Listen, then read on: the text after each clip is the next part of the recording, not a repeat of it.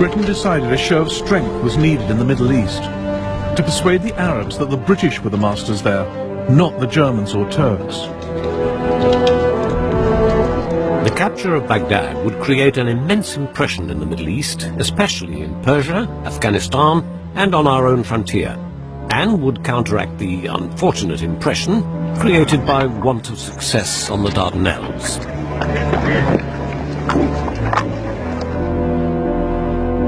By May 1915, a British division under Major General Sir Charles Townshend was advancing up the Tigris through Iraq, then part of the Ottoman Empire.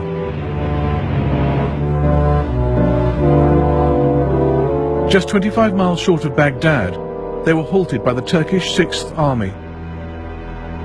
The British fell back on Kut, a town on a loop in the Tigris. The Turks surrounded them, and the British settled in for a siege. Major Dunn, who drew this map, wrote home on Christmas Day. A very good dinner today. Mutton, Scotch broth, salmon mayonnaise, chicken conflay, roast duck and green peas, Italian eggs, chocolate.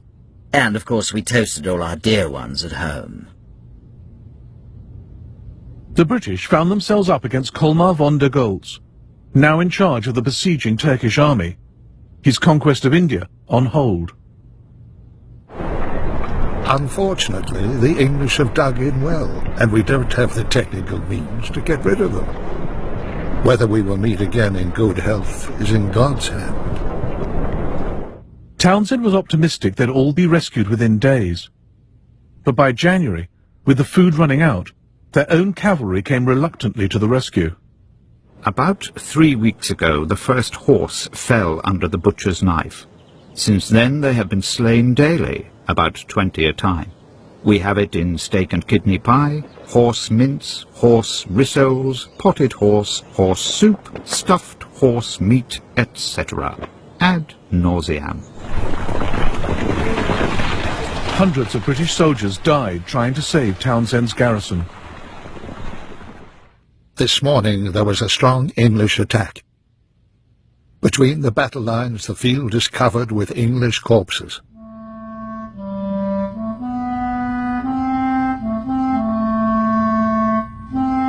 The relieving force downstream has again failed to get through. General Townshend has issued a communique to us. The eyes of India and England are on us, and we shall go down as heroes, which doesn't do us much good. I'd sooner not be a hero in Kut, and have plenty to eat.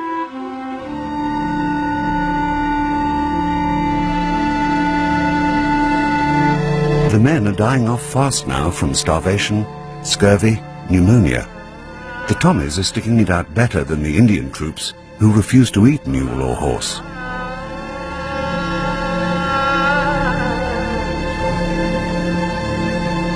On the 24th of April, during the last desperate days of the siege, a gallant attempt was made to send a ship carrying 270 tons of food up the Tigris to Kut.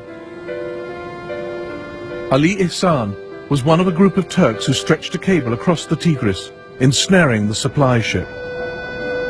We confiscated an English boat which contained all kinds of food, enough to feed 5,000 for 2 months.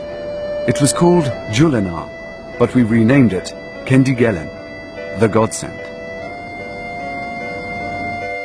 Townshend became so desperate that the British made an offer to Turkish General Halil Pasha for the freedom of the garrison. General Townshend offered to me 1 million English pounds for the freedom of the English army. Had this offer been made in other circumstances, my answer would have been one word out of the barrel of my rifle. Trying to keep my calm, I replied that I took this offer as a joke. Finally, on the 29th of April 1916, after 146 days of siege, Townshend surrendered. An even more humiliating defeat than Gallipoli.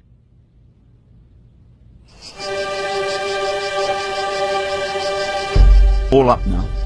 A terrible pity. Never shall I forget that morning of surrender. We settled down to the melancholy task of destruction. Poor gunners. Some were in tears as the guns they were so proud to have tended were blown to pieces. The Turks marched in at noon and took over the place. By the waters of Babylon, we sat down and wept.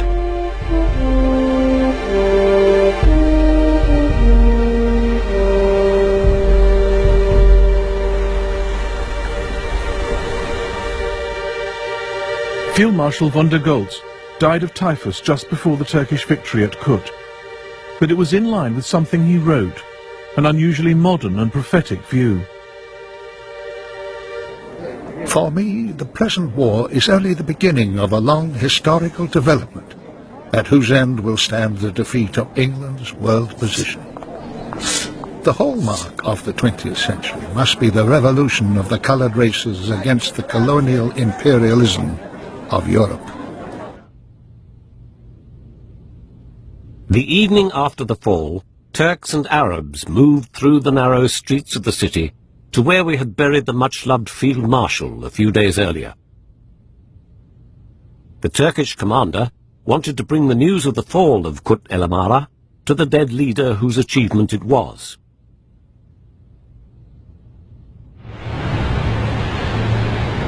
Townsend sailed off to a comfortable captivity in Constantinople. During the siege, 1,750 of his British and Indian soldiers had died, but the worst lay ahead. 12,000 men were marched through the desert to Baghdad. A large percentage of the men were quite done for and couldn't possibly march another inch.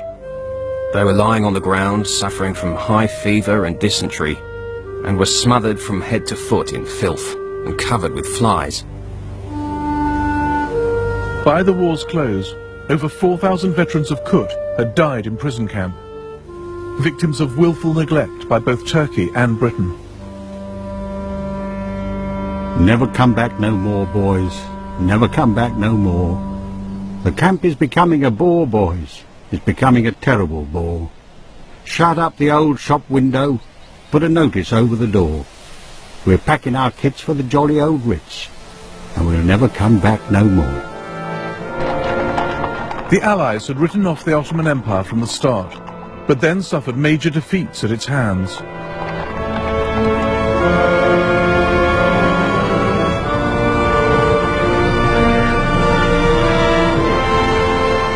The Turks would see out the war. It wasn't Allah or the Germans that kept them fighting to the end, but self-defense and political ambition.